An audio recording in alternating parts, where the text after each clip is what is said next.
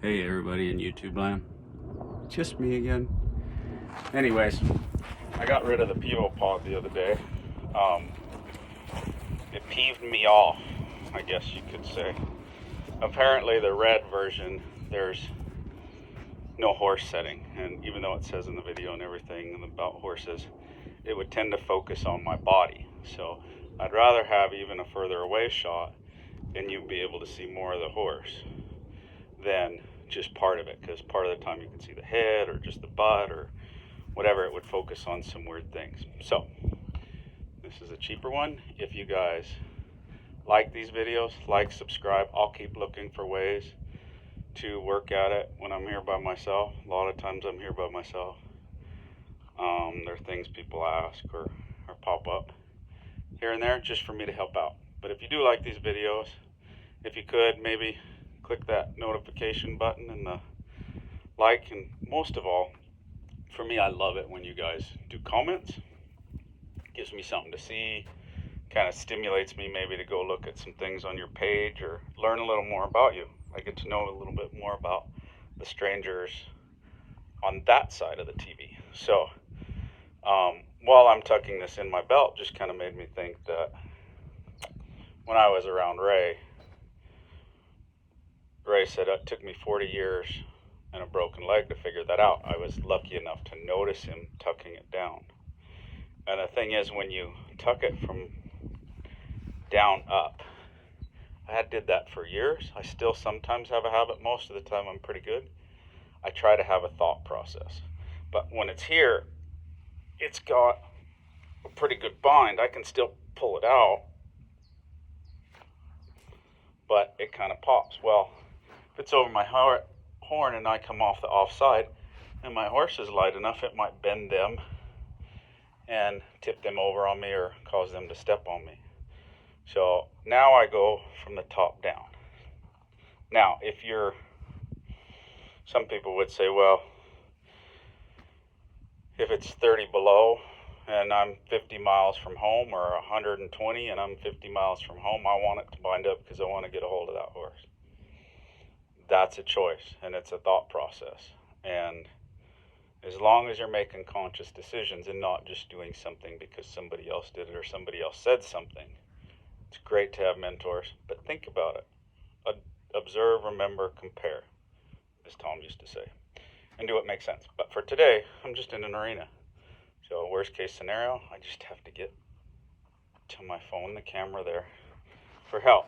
So today, it goes without saying that you want to check things out on the ground. I didn't do too much today on the ground, pretty much saddled her and came in here because I wanted you to see from her being a little fresher as we go through the note. I want her to brace her feet there a little bit. The saddle's still pretty new, so sometimes it kind of wants to slide.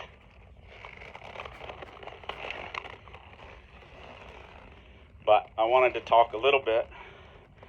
We were talking the other day about bending a horse from the ground, and that groundwork is super important, providing you don't keep it from riding. Be safe, do the groundwork, check things out. If there's trouble there, you're doing the same thing on the ground as from their back. So you're still getting that experience.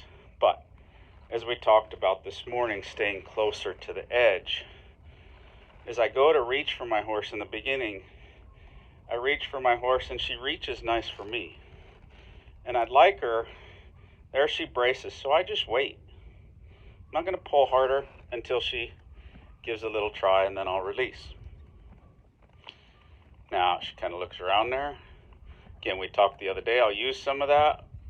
I'll release a little more. I'll think about her, maybe there's the ear bending to the left.